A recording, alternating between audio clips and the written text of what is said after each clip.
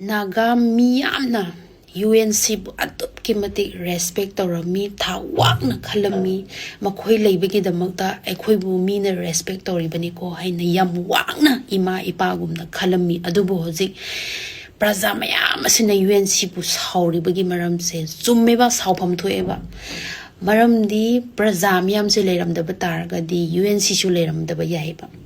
praja miyam leibagi nakoi leader oi bani nakoi miyam gi seba toba phangi bani praja aikoi leiram da batar ga di praja aikoi gi damakta nakoi leader oina chongthokpa kaidongai da su ngamoiba praja aikoi gi support na praja aikoi gi minungsi na nakoi su leader ma oiba ngamjari bani ba miyam na nakoi bu respect piri bani ba nakoi na respect phangi bado praja aikoi leibagi ne ba hojikti respect tongnaning wahai khonda taba ngangning kre maramdi nakhoi na tawthorpa thabak tu naniba lengmai ekhoi shibu mi hoi bana tabro kuki khakta mi ro haibagi question je laktro lengmai ekhoi she mi oina udrabra si question ma laktro maramdi ngasi gi kuki dara mari thadokhrani pung ani da thadokhrani kai dana press note ka thok dana nga e nakhoi ki thamoi do adushu aikoi gi naga gi ichil inau lengmai gi jati da lengmai gi miyoi taruk she kuki na phajalaga sirabra hingibra gyan ta daba ngahak leiraga aikoi di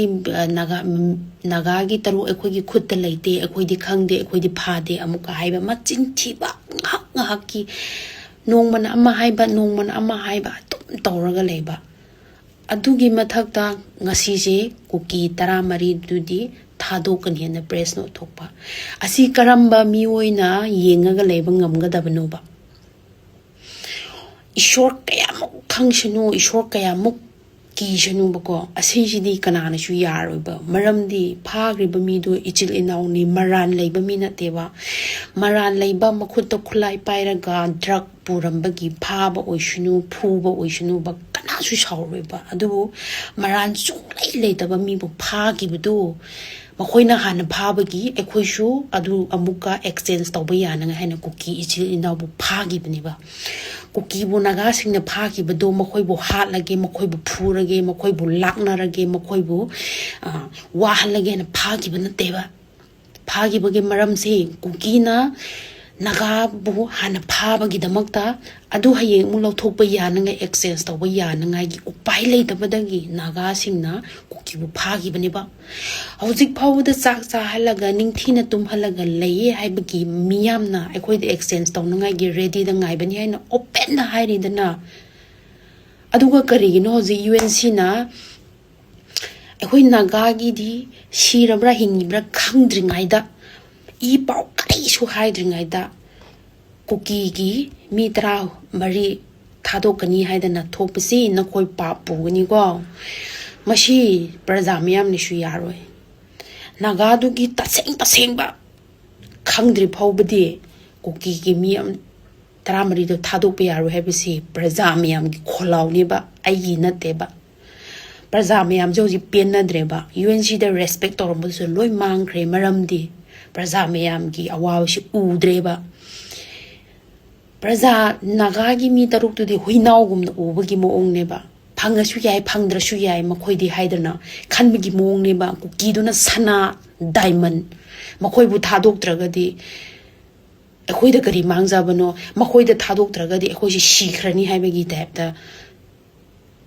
ekhoi si bulan bro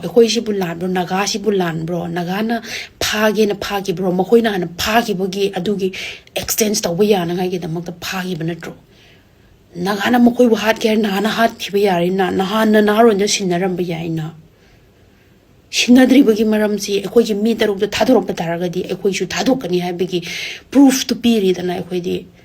aduga na khoi hoji kari gi khangde leader oba na khoi na kari gi praja gi waba ude lengmai si mi natrabo sa oina urabro hui haudongum na urabro UNC ki leader sing seriam sauni go na khoina leader ma oiba taraga di praja gi awaba khangadabne praja do na hoi shoirama taraga di taw akai be leite adu praja na hairi base chumbra chumdabra na koi munna khallo